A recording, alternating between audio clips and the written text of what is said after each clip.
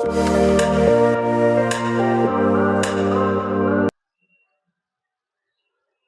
Everyone, आप सबका फिर से वेलकम है हमारे इस यूट्यूब चैनल में जिसका नाम है लेसन टिप्स।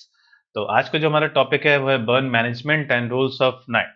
ओके, यानी कि बर्न होता क्या है। ओके, हम कौन कौन से ऐसे बर्न्स के टाइप्स हैं जिससे हम जल सकते हैं, हमारी बॉडी अफेक्ट होती है या हमारी जो बॉडी सरफेस है, मसल्स है या फिर स्किन हो, कैसे अफेक्ट होती है। ओके ओके, तो आप सबसे मेरी एक रिक्वेस्ट है, प्लीज इस वीडियो को पूरा देखिए क्योंकि बहुत ज्यादा इंटरेस्टिंग वीडियो है ये और बहुत इंटरेस्टिंग टॉपिक है ये, जो आपके नॉलेज के लिए काफी ज्यादा सही है। और कभी कभी क्या होता है एग्जामिनेशन में इससे क्वेश्चंस कहीं ना कहीं आते हैं। ओके, तो हम आगे स्टार्ट करते हैं। बर्न बर्न बेसिकली क्या है? एक बर्न क्या है? हमारी एक इंजरी है, रेफर्स हम करते हैं इंजरी को, या कह सकते हैं बर्न बेसिकली क्या है, एक ऐसी इंजरी ओके जो कि हमारे कहाँ होती है, स्किन में और अदर टिश्यूज में, यानी कि स्किन ओके। और हम कह सकते हैं जो भी हमारे एपिडर्मिस, डर्मिस और सबक्यूटेनियस टिश्यू होती है, स्किन की लेयर होती है ओके, वो अफेक्ट हो जाती है, इंजर्ड हो जाती है बर्न्स की वजह से। और कौन कौन से बर्न की वजह से, किस किस की प्रॉब्लम की वजह से? हीट की वजह से, इलेक्ट्रिसिटी की वजह से, केमिकल की वजह से और रेडिएशन की वजह से हमारी जो स्किन या फिर जो भी हमारे अदर टिश्यूज हैं या बॉडी सरफेस है वो जब अफेक्ट हो जाती है बहुत ज्यादा। ओके, इसी में क्या होता है, जो भी हमारा अफेक्टेड एरिया है जहाँ पे हमारे बॉडी पार्ट में कहीं भी जो अफेक्ट हुआ है, बर्न हुआ है, जला है, तो वहाँ पे क्या प्रॉब्लम होती है? पेन होने लगता है काफी ज्यादा, रेडनेस हो जाती है, स्वेलिंग हो जाती है। और काफी ज्यादा केसेस में क्या होता है कि वहां पे फफोले से, छाले से निकल आते हैं काफी ज्यादा। ओके, ठीक है, आगे देखते हैं। टाइप्स ऑफ बर्न में क्या है कि 4 टाइप्स के हैं, जैसे कि thermal burn, electrical burn, chemical burn and radiation. Okay, thermal burn basically क्या है कि हम किसी भी गर्म ऑब्जेक्ट या भी जो भी हॉट ऑब्जेक्ट होते हैं, कोई फ्लेम है या कोई आग है ओके, फ्लेम्स यानी आग ओके, हम जब उनके कांटेक्ट में आ जाते हैं ओके, जैसे कि कोई गर्म ऑब्जेक्ट है, अगर हमने बाई चांस जैसे तवा होता है, देखिए चिमटा नहीं कहते हम लोग ओके, जो चिमटा होता है अगर वो गलती से छू जाए हमारे ओके, तो हम क्या हो सकता है, वहां पे स्किन हमारी डैमेज हो सकती है ओके, बर्न हो सकता है। कोई स्टीम गर्म भाप से ओके, उससे डैमेज हो सकता है। कोई लिक्विड या कोई गर्म हॉट वाटर हो या कोई भी गर्म पानी सा हो, लिक्विड सा हो, उससे हम जल सकते हैं। ठीक है, उसको हम कहते हैं थर्मल बर्न।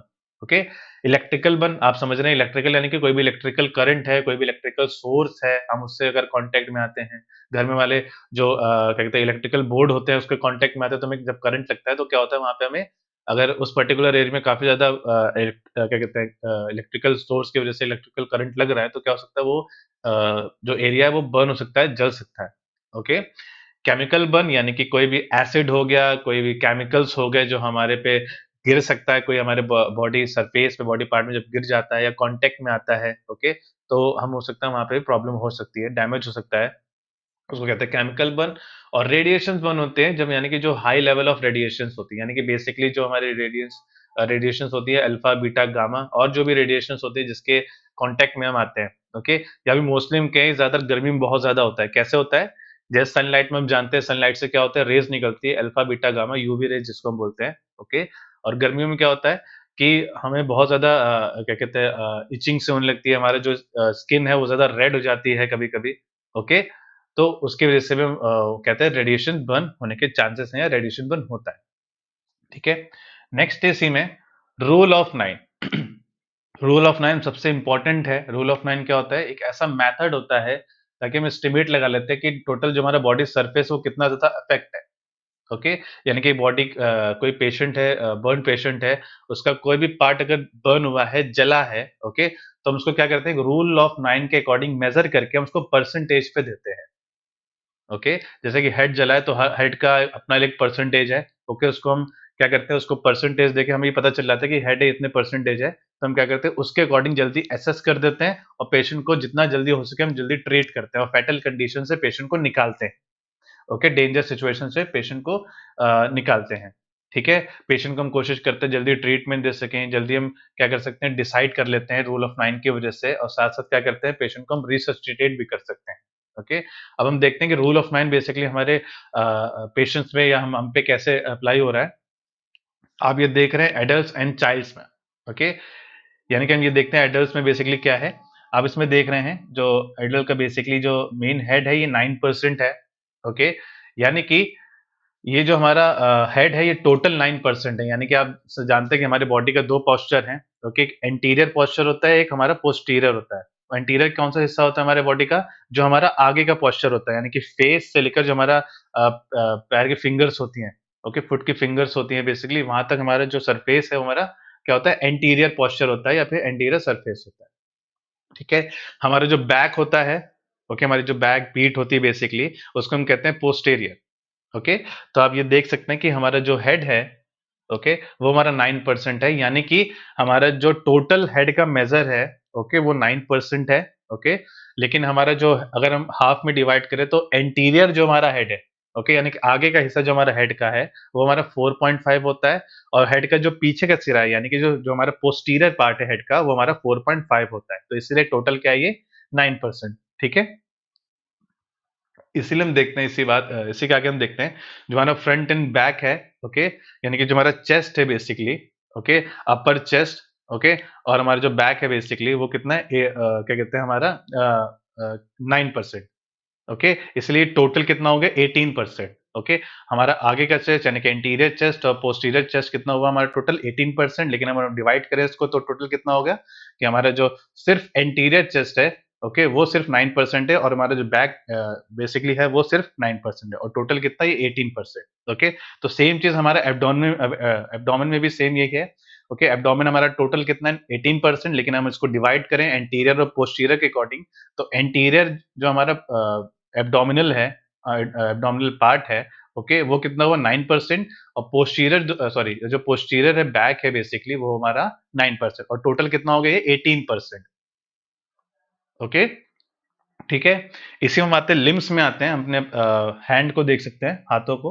हाथों को हम कितने डिवाइड किए, 9%। तो इसी को भी आपको क्या करना है, इसको भी हम डिवाइड करना है, कैसे, हमारा हैंड है, ओके, एंटीरियर और पोस्टीरियर है। ओके, तो हैंड का एंटीरियर, सिर्फ एंटीरियर कितना परसेंट हुआ, 4.5। ओके, और हैंड का सिर्फ पोस्टीरियर कितना परसेंट हुआ, 4.5, और टोटल हैंड कितने का हो, कितना परसेंट का हो गया, 9% का। ठीक है, तो सेम चीज हमारे लेग में भी सेम यही चीज है। ओके, यानी कि लेग का जो एंटीरियर पार्ट है वो हमारा 9%, और पोस्टीरियर पार्ट हमारा 9% है, टोटल कितना हो गया, 18%। ओके, और इसी चीज को अगर आप टोटल करेंगे 9%, और एक और चीज है यहाँ पे 1% लिखा हुआ है, बेसिकली नेक नहीं है, यहाँ पे जो हमारा जेनाइटल एरिया होता है, ओके, ओके, तो ये हमारा 1% होता है। ओके, तो आप इसी को अगर टोटल करेंगे, 9%, 18%, 18% सारा टोटल करेंगे, तो आपको जो वैल्यू परसेंटेज की आएगी वो आएगी 100%। ठीक है, तो इसीलिए इसको क्या किया गया है, हमने इसको डिवाइड करा गया है। ओके, ठीक है, तो वैसे जब भी कोई पेशेंट, अगर बर्न पेशेंट आता है, उसका अगर सिर्फ हेड जला होगा तो हम क्या करते हैं, अगर उसका सिर्फ एंटीरियर हेड जला होगा तो हम क्या करते हैं, 4.5% हेड। ठीक है, और अगर पूरा हेड जला होगा, पूरा हेड बर्न हुआ होगा, इफेक्ट हुआ होगा, तो हम क्या करते हैं, 9% हेड। क्लियर है, तो शायद आपको ये समझ में इजिली आ गया होगा कि हमें कैसे करना है, हमें कैसे रूल ऑफ 9 अप्लाई करना होता है। ठीक है, नेक्स्ट है हम कि सीवियरिटी के हिसाब से, या फिर जब बर्न होता है तो वो कितना ज्यादा सीवियर है, उसके अकॉर्डिंग हम उसको कैसे क्लासिफाई करते हैं। बेसिकली हम तीन चीजों से क्लासिफाई करते हैं, first degree burn, second degree burn and third degree burn. Okay, first degree burn में क्या होता है, सिर्फ हमारी जो एपिडर्मिस स्किन, यानी कि जो सबसे आउटर मोस्ट लेयर है हमारी स्किन की, सिर्फ वही इफेक्ट होती है। वहां पे क्या होता है, रेडनेस, पेन और थोड़ी बहुत स्वेलिंग होती है। ओके, वो जो नॉर्मली में ऐसे भी जल जाते हैं कि किसी न किसी चीज से। ओके, सेकंड डिग्री बर्न में क्या होता है कि हमारी जो आउटर मोस्ट लेयर है, यानी कि एपिडर्मिस, और साथ साथ क्या होता है, जो हमारी डर्मिस स्किन होती है, यानी कि सेकंड मोस्ट लेयर जो हमारी होती है स्किन की, वो अफेक्ट हो जाती है। ठीक है, और थर्ड डिग्री बर्न में क्या होगा, जस्ट इसका और आप थोड़ा लेवल बढ़ा दीजिए, क्या होगा कि हमारी जो तीनों लेयर है, बेसिकली हमारी एपिडर्मिस स्किन हो गई, डर्मिस स्किन हो गया, सबक्यूटेनियस जो टिश्यू है बेसिकली, ओके, वो बहुत ज्यादा इफेक्ट होगी, जिसके वजह से वहां पे व्हाइटिश या कह सकते हैं ब्लैकिश कलर हो गया है। ओके, इन्फ्लामेशन हो गया है, या कह सकते हैं हमारी पूरी जो भी बॉडी एरिया इफेक्ट हुआ है तो बहुत ज्यादा अकड़ जाती है, नम हो जाती है। ठीक है, उसको कहते हैं थर्ड डिग्री बर्न। ओके, या हम उसको कहते हैं, वहां पे हमें फिर क्या करना पड़ता है, वहां पे हमें उस पार्ट को हटाना पड़ता है with the help of skin crafting. ठीक है, ओके, तो आपको सीवियरिटी के हिसाब से पता चल गया होगा कैसे इसको क्लासिफाई करते हैं। तो तीन टाइप से हम क्लासिफाई करते हैं सीवियरिटी के अकॉर्डिंग। फर्स्ट डिग्री बर्न हो गया, फर्स्ट डिग्री बर्न में सिर्फ आउटर मोस्ट लेयर हमारी एपिडर्मिस स्किन इफेक्ट होती है। सेकंड डिग्री बर्न में क्या होता है, हमारे दो लेयर है, यानी कि हमारी जो आउटर मोस्ट लेयर है और जो हमारी मिडिल लेयर है, यानी कि एपिडर्मिस स्किन, और हमारी जो डर्मिस लेयर है बेसिकली वो अफेक्ट होती है, और थर्ड डिग्री बर्न में क्या होता है, हमारी जो तीनों लेयर है या कह सकते हैं मसल भी हमारी अफेक्ट होती है। ओके, नेक्स्ट हम, ठीक है, वैसे यहाँ पे कुछ रॉन्ग लिखा हुआ है। वैसे हमारी जो फर्स्ट लेयर होती है वो एपिडर्मिस होती है, देन डर्मिस होती है सेकेंड लेयर, और थर्ड होती है हमारी सबक्यूटेनियस टिश्यू। ओके, नेक्स्ट इसी के बाद हम आते हैं initial care and first aid, यानी कि हम सबसे पहले केयर क्या दे सकते हैं बर्न पेशेंट को, फर्स्ट एड क्या दे सकते हैं। तो कोशिश करते हैं हमें तुरंत ही हमें क्या करना है कि रिमूव करना है कोई भी सोर्स ऑफ हीट है जहाँ से हीट काफ़ी ज़्यादा आ रही है, या हीट की वज़ह से कोई भी जल सकता है या पेशेंट जल सकता है और ज़्यादा। तो हमें क्या करते हैं, उसको रिमूव करते हैं वहाँ से, या फिर केमिकल को हटाते हैं, रिमूव करते हैं। अगर पेशेंट जल गया तो हमें क्या करना है, 10 टू 20 मिनट्स पेशेंट के उस बॉडी सरफेस को एक रनिंग वाटर में, यानी कि जो थोड़ा ठंडा हो पानी, ज़्यादा नहीं, बिल्कुल कोल्ड वाटर नहीं चाहिए जो बिल्कुल बहुत ज़्यादा फ्रिज से निकला हो, नहीं। जो थोड़ा ठंडा पानी उसको नीचे हमें क्या करना है वहाँ पे उसको लगाना है। ओके, फिर हमें क्या करना है, cover the burn with a style non stick dressing और क्लीन क्लॉथ, यानी कि कोई भी अगर हमें बर्न को कवर भी कर रहे हैं तो हमें क्या करना है, ऐसे कपड़े से या ऐसे क्लॉथ से करना है जो बिल्कुल स्टराइल हो, यानी कि कोई भी वो गंदा ना हो, वो बिल्कुल साफ हो, क्लीन हो। ओके, उसके बाद है उसमें हम आइस क्रीम ऑइंटमेंट नहीं लगाना है। ओके, डायरेक्टली हमें उस बर्न में वो चीज़ नहीं लगानी। ठीक है, नेक्स्ट इसी में मेडिकल ट्रीटमेंट में क्या कर सकते हैं, seek immediate medical attention for severe Burns on the face, hands, feet, genital और मेजर जॉइंट्स, और बर्न्स कॉज्ड बाय केमिकल और इलेक्ट्रिसिटी। यानी कि अगर हमें लगता है कि किसी बहुत ज़्यादा जो पेशेंट है उसका फेस बहुत ज़्यादा बर्न हो गया है, उसका hand, feet, genital part, okay, या मेजर जॉइंट, या फिर कह सकते हैं पेशेंट अगर केमिकल या इलेक्ट्रिसिटी से बहुत ज़्यादा इफ़ेक्ट हुआ है, बर्न हुआ है, तो हमें क्या करना है, उसको मेडिकल अटेंशन देना है, या कह सकते हैं उसको कोशिश करना है कि हम मेडिकल ट्रीटमेंट देने के लिए उसको हॉस्पिटल रेफर करें, उसको लेके जाएँ। ठीक है? माइल्ड टू मॉडरेट बर्न्स में require cleaning, application of antibiotic ointment and bandaging. Mild to moderate burn है, यानी कि कम से थोड़ा ज़्यादा है अगर बर्न, तो हमें क्या करना है, हमें क्लीन करने के बाद हमें कुछ चीज़ें अप्लाई करनी है, जैसे एंटीबायोटिक ऑइंटमेंट्स होती हैं, ओके, अब हम कह सकते हैं बैंडेजिंग कर सकते हैं उसमें। In some cases surgical intervention such as skin grafting may be necessary, यानी कि अगर ऐसे केसेस में जहाँ कह सकते हैं जो स्किन बहुत ज़्यादा डैमेज होगी, काफ़ी ज़्यादा डैमेज स्किन हो जाती है, तो हमें क्या कहते हैं, स्किन ग्राफ्टिंग करते हैं, यानी कि स्किन को वहाँ से with the help of surgical intervention हम स्किन को वहाँ से ग्राफ्ट करते हैं, हटाने की कोशिश करते हैं। ठीक है? नेक्स्ट है हमारे पास कॉम्प्लिकेशन एंड रिकवरी। कॉम्प्लिकेशन, अगर बर्न कोई पेशेंट है तो कौन-कौन सी कॉम्प्लिकेशन पेशेंट को हो सकती है, ओके?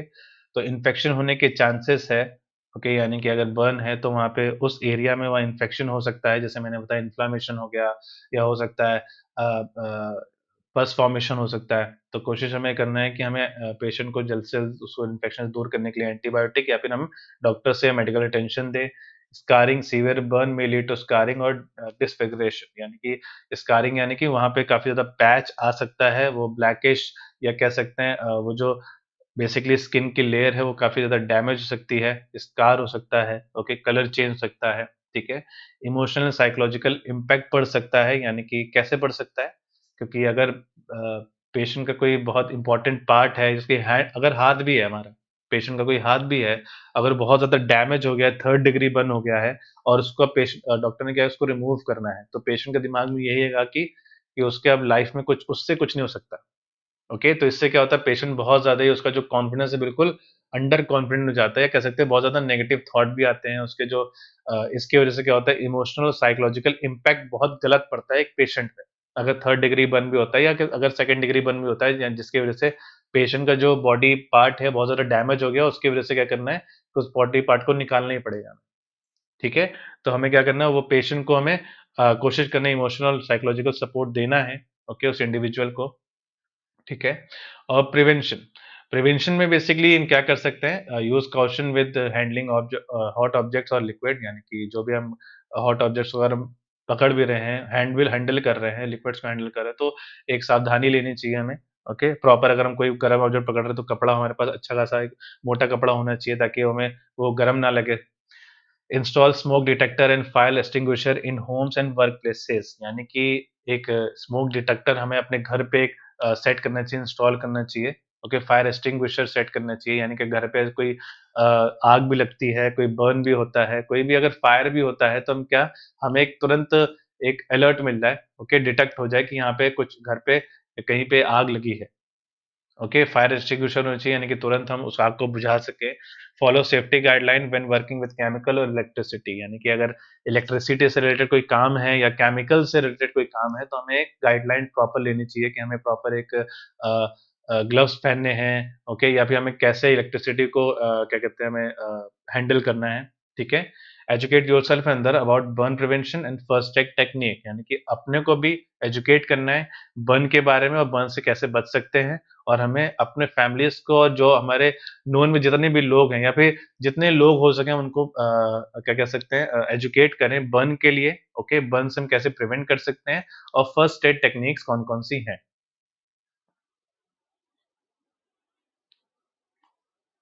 ओके, तो आज का जो हमारा टॉपिक है वो हमारा यहीं तक था। तो प्लीज़ लाइक कीजिए इस वीडियो को, शेयर कीजिए और ज़रूर कमेंट में बताइए कि आपको और कौन से वीडियो चाहिए इससे रिलेटेड, और प्लीज़ सब्सक्राइब ज़रूर कीजिए ताकि जब नेक्स्ट वीडियो आए तो उसकी नोटिफिकेशन आपको तुरंत मिल सके। तो हम लोग मिलते हैं नेक्स्ट वीडियो में। Thank you so much.